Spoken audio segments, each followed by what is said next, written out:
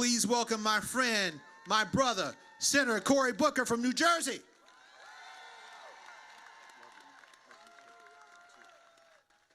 South Carolina. I want to thank Jamie for that generous introduction. I indeed did know him back in the days when he had an afro.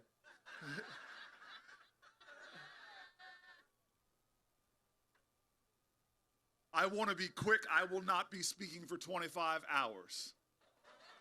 I want to be brief. The hour is late and the temperature is cold. I want to remind people that we are here right now under the auspices of the NAACP. It was not easy to be an NAACP member in my parents' era. Members of the NAACP were targeted. They were attacked. They were threatened. They lost their jobs, but that organization stayed together, not just because of the stated mission of its title, but because they were demanding that America be the nation of its promise. And so today we are here as a defiant reminder that though they try to stop this organization, it marches on. Now, a year before I was born, April of 1968, King and his lieutenants were in Memphis, Tennessee. They were there to protest for economic rights.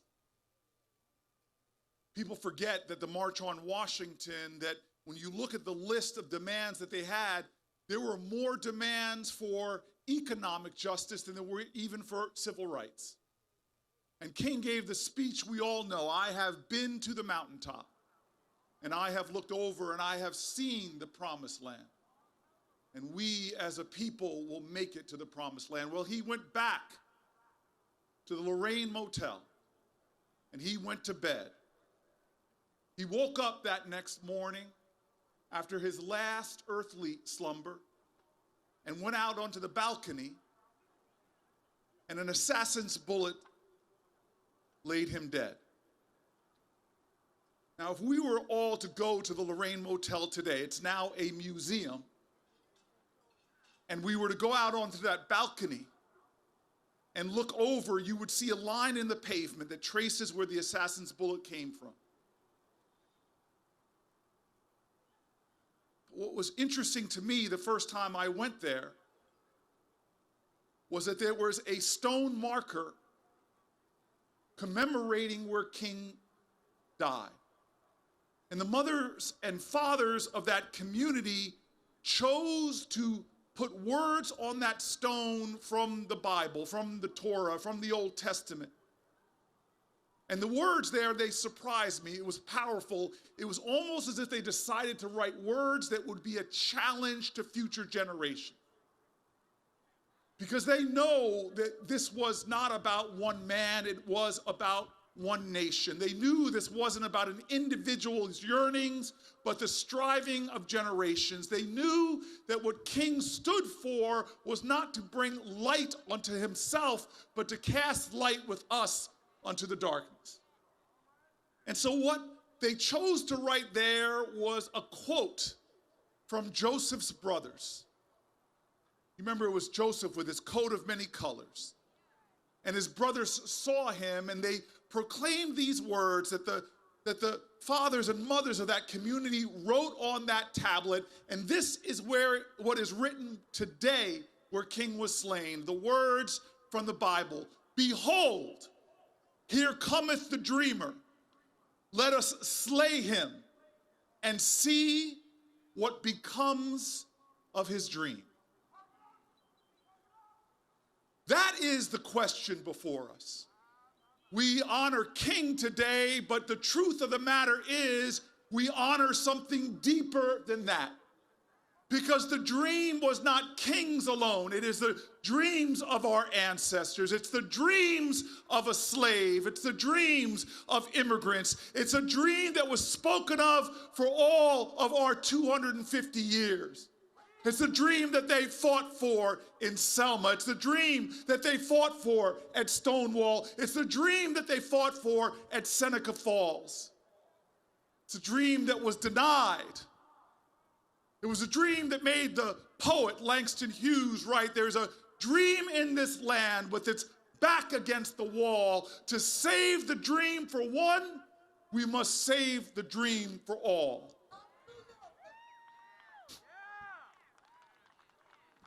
I will tell you today that all of us are here because of the people who fought for us and cried for us and sweat for us and bled for us. We are here because of heroes of past who fought for labor rights and union rights. They fought for women's rights. They fought for civil rights so that we could make real on the promise in the Declaration of Independence. We hold these truths to be self-evident, that all men and all women are created equal.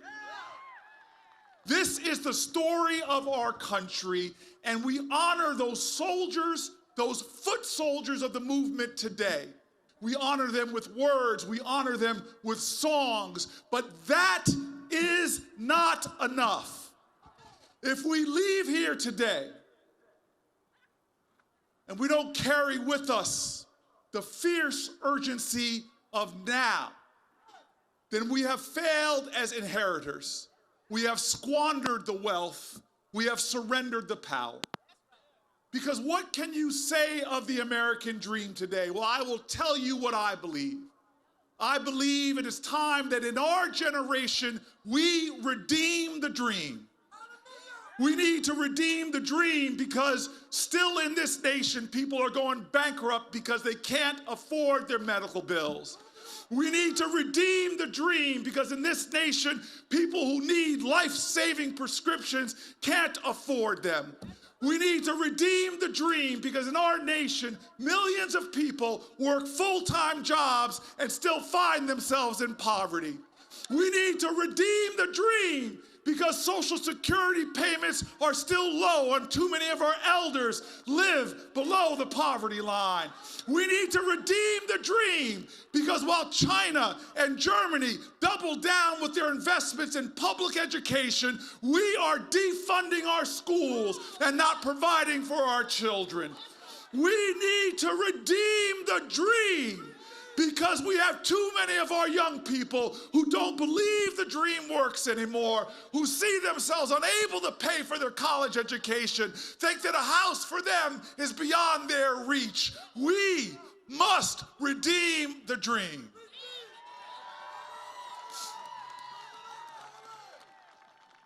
And I will tell you that I am full of hope today. I'm full of hope because of what our ancestors have done. American history, if it is anything, it is a perpetual testimony to the achievement of impossible things against impossible odds. How dare we surrender to cynicism or fall to fear, thinking that the obstacles before us are greater than who we are and who we can be together. How dare we think that we cannot grab the torch from our ancestors and make our strides towards freedom. We are a powerful people, and the power of the people is greater than the people in power. I don't care what they say from the White House. We are the people, and in our generation, we shall overcome. There may yet again in our life be unmasked people jumping out of masked vehicles, sweeping people off the streets, unjustly throwing them in jail. But this ain't new in America. We have seen the oppression before. Remember, Martin Luther King was on FBI watch list. They surveilled him. They trumped up charges against him, but he prevailed, and his dream lives on. We are facing dire times. There is reason to be afraid. But remember the truth. You cannot have great courage without staring down great fear. You can't have great hope without experiencing great despair. Hope is not the absence of despair. Hope is the active conviction that despair will not have the last word. We, the people, will have the last word. I tell you this, a lot of people confuse our history. They wait and look to Washington for change. But change does not come from Washington. Change does not come from the State House. Change has always come from the people. We did not get civil rights because years ago, Strom Thurmond came to the Senate floor and said, "I've seen the light. Let those Negro people have the right to vote." No, we got that right because people marched for it. They voted for it. They stood for it. They sweat for it. They cried for it. And like Goodman, Cheney, and Schwerner, black and white, Christian and Jewish, they died for it as well. And so what will we do now that we are at center stage in history? What will our legacy be? What dream will we leave to our ancestors? What achievements will we make? What battles will we fight? I want to end with this. The greatness of America is found in the neighborhoods and communities. King said it, anybody can be great. You don't need to be a congressperson or a senator. You don't even need to make your verb agree with your noun. All you need to be is somebody whose heart is full of love and their soul is energized by the Spirit. It has always been change brought by the people. We are not an aristocracy. We are not a theocracy. We're not a nation where we said that it's only the elites that will be the powerful. Our system has become so profoundly corrupted now. With decisions from a Supreme Court like Citizens United, they have allowed billions of dollars to pour into our communities. It's one of the reasons why Ro Khanna and I reject corporate PAC money, because the corruption in Washington is out of control. But we have seen corruption before. We have seen dark forces before. But the only thing necessary for evil to be triumphant is for good people to do nothing. King said it. What we will have to repent for is not the vitriolic words and violent actions of the bad people, but the appalling silence of the good people. And so I leave you with this story. I have my roots down here, down south, but I'm a Jersey boy. And there was a storm that came to New Jersey you all heard of called Hurricane Sandy. And I was the mayor of New Jersey's largest city at the time, Newark, and hours before the storm came in, I went out and had 2 police officers driving me in a command vehicle. We were gonna do one more sweep of the city to make sure everything was locked down. And we were driving around and most people had obeyed our orders to get off the streets, but every once in a while I'd see somebody and I'd turn on my lights and sirens and say, "Come on now, get home, get home."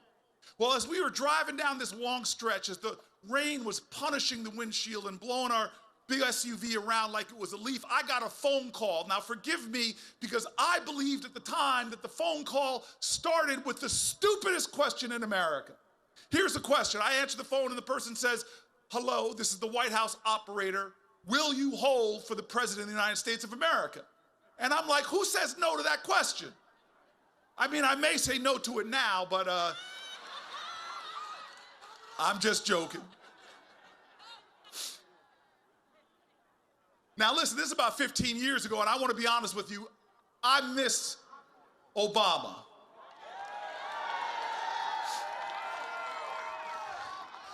Now I miss Obama, I miss her husband too, but I miss Michelle. And so I tell the operator, yes, I'll hold for the President of the United States. Next thing you know, I'm talking to my second favorite Obama. And it was a beautiful conversation. Talk about a man of grace and a man of generosity. He not only talked to me about the federal response, this is why I'm so upset, and Ro Khanna and I are working against the cuts to FEMA, but he said, "Cory, we're with you." I hung up the phone feeling affirmed, feeling encouraged in a storm. And then my phone rings again. And I answer it, and no operator this time, but I recognize the voice immediately. It's the governor of my state. Now, you all don't know who the governor was about 15 years ago. You never heard of him. His name was Chris Christie. You guys don't know who that is. But this is not a time for partisanship. It is not a time for tribalism. When there's a storm, it's no left or right.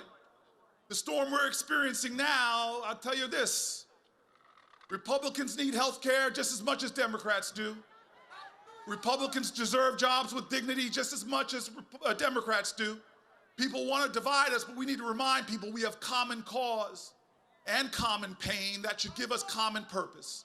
And so Chris Christie and I talked. We had a good conversation. We affirmed each other, talked about what we needed to do. It was a meaningful conversation. I will never forget it, and I hung up the phone. But just as I hung up the phone, the wind and the rain seemed to pick up, and we were going up a hill now, and I looked up, and in the distance, all I saw was this light swinging back and forth. And as we got closer, I was able to make out through the windshield that it was a man that was holding that light, swinging it back and forth in a yellow slicker. We got closer, and then I saw it. At the top of the hill, all the mighty trees had already been blown down, and they pulled down the wires and the telephone poles. It was a disaster of wood and wire, and we pulled up slowly. We would have stopped anyway to take notes and alert the emergency crews, but now my officers pulled me right down in front of this man who had been swinging that light. And I rolled down my window, and I saw it was an elderly man. And please forgive me, I almost feel regretful that I did this, but I raised my voice and I yelled at him. I said, "Sir, what are you doing out here?" And then he looked at me as if I had asked him the stupidest question in America. He points over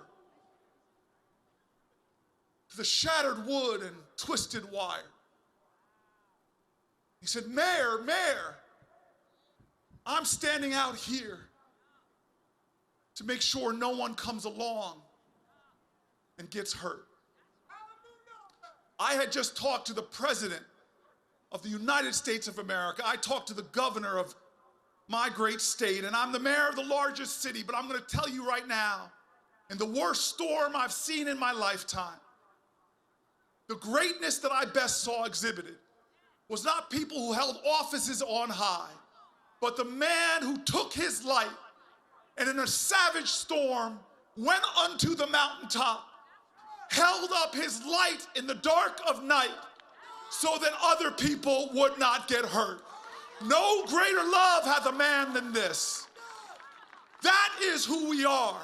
That is the story of America. Not people with position, but people with purpose. Not people on high, but the grassroots soldiers in the trenches. That's how America is made. That's how we redeem the dream. And so, South Carolina, I ask you right now, will you stand up?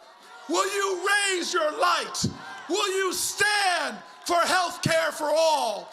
Will you stand for justice for all? Will you stand for economic liberty? Will you stand for public education? Will you stand for your brother and your sister? Because we are Americans. When we stand together and work together and march together, that's when we win together. I tell you this, the secret to our success lies right here, right now, South Carolina. We will overcome. Thank you.